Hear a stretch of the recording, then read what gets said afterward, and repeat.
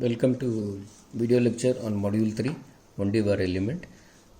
In this lecture I am going to discuss about the penalty approach. Let's consider the simple problem. Axial load is given of 200 into 10 raised to 5. Using penalty approach for the handling boundary conditions, do the following: determine nodal displacement, determine stress in each material, and determine the reaction forces. This is the typical way the problem will be written. Now look at this problem. It has got two elements. Two elements are already given: aluminum, steel, and the both ends are fixed. The length is given. Point load acting at node 2 is given. The direction of x is also given. All the details are given. A1 is given, A2 is given, E1 is given, and E2 is given.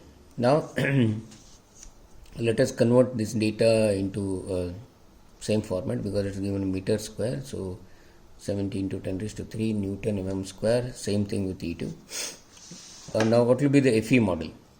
FE model will be draw a straight line, and it has got two elements, 1 and 2, 3 nodes, and Q1, Q2, Q3 are the displacements at node 1, 2 and 3, and F1, F2 and F3 are the point loads acting on the element.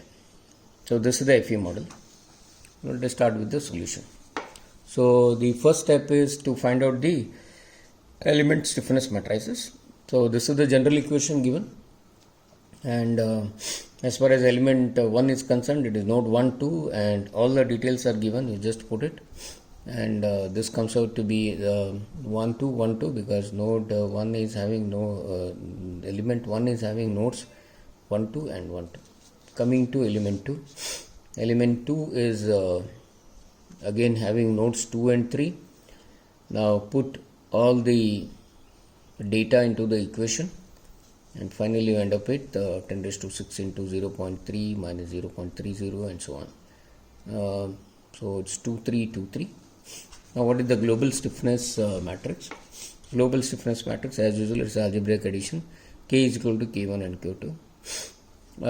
Because there are 3 nodes, the size of the global stiffness matrix will be 3 by 3. So I have made all K1, K2 3 by 3, just for better understanding. You can convert K1, which is 2 by 2 matrix, and K2 2 by 2 matrix into 3 by 3 matrix. So putting other elements as 0, you can see it here. It is actually K1, but it is made to 3 by 3 by putting other elements 0. Same thing with K2. The other elements are 0. Now it is easy for addition. Those who have not understood, it is easy to add.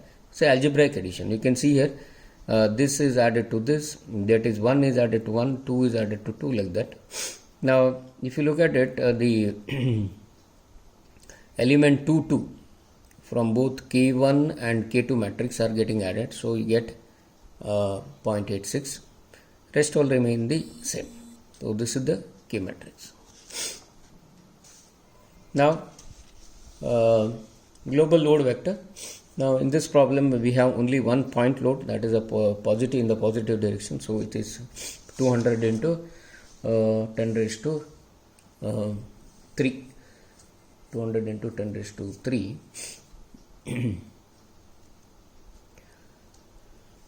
Global nodal vector Q1, Q2, Q3. Now what is the penalty method of handling boundary condition?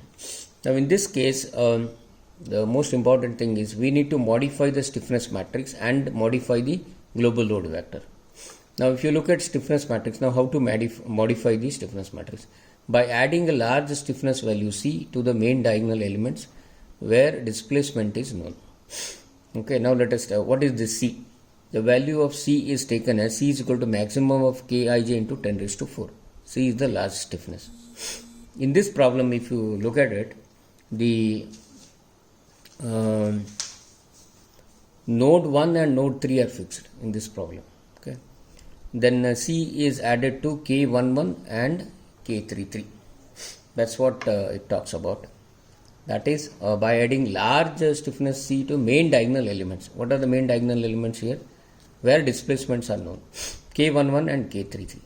Okay, so you add K11 plus C, K33 plus C. This will be the modified stiffness matrix. Now how to get the value of C? C is a maximum of Kij into 10 raised to 4. Now if you look at the stiffness matrix, what is the maximum of Kij? It is 10 raised to 6 into 0.86. Okay, this is the maximum value. So that into 10 raised to 4. So this will be the value of C. Now you can modify the K matrix because it will be nothing but same old global stiffness matrix where K11 is added C and K33 added C. So you can see the change in K11 and K33 elements. Okay, so this will be the final global stiffness matrix. Now the global force vector, in this case also, if you look at the global force vector, again it is F1, F2, F3. Now you have to modify that also. Now it is modified to F1 plus CA1 because these are the two nodes where the displacement is known. So those forces must be added CA1. If you look at the rules, let me go back now. Now how to modify the global load vector F by adding CA1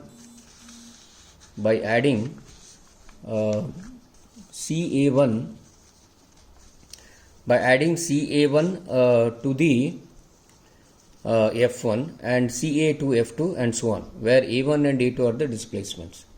Okay, you have to add, then it becomes a modified add by CA1, then it becomes a modified global load vector. So same thing we are doing now.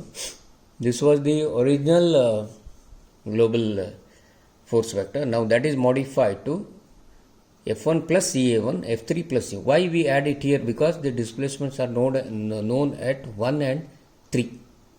Okay. Now if you look at what is A1 and A3, A1 and A3 are spring displacement. Now in this problem both are 0 because both ends are fixed. So it remains essentially the same. F1, F2, F3. Okay. So 0, 210 raised to 3 and 0. Equilibrium equation K into Q is equal to F. Okay. So same thing equation now, K, Q and F.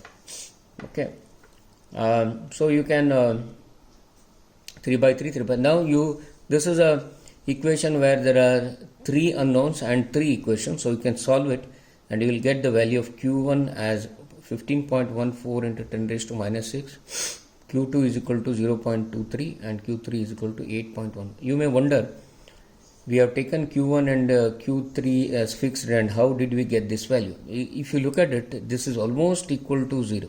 Okay, it's almost these two are equal to 0.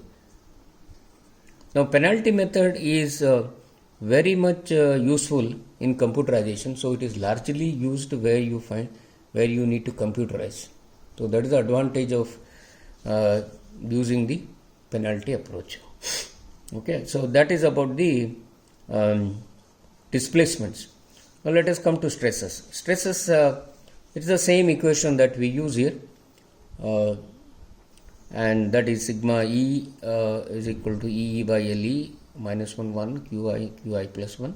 So for element 1 and 2 you substitute the same values whatever with reference to element 1 and you get this value. Okay, so that is 54.27 MPa. Okay, and element 2 is minus 116.29 MPa. So it is because this element 2 is subjected to compression. Now let us come to the reaction forces. Now reaction forces for let me say for the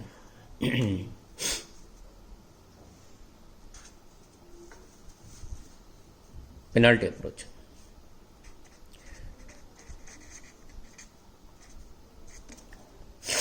So this is the equation that's already derived here. Ri is equal to minus E into Qi minus Ai. Okay, where I is the fixed node number and Ai is the spring displacement. In this problem, since there is no displacement at node 1 or 3, AI is taken is to be 0. So this equation will be Ri is equal to minus E into Qi.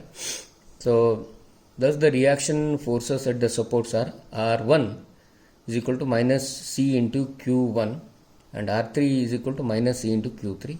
So if you substitute all this, you get these values. This is about the reaction forces. I think there is a mistake in the problem. The value of P should be 200 into 10 raised to 3 Newton. Okay, that should be the correction.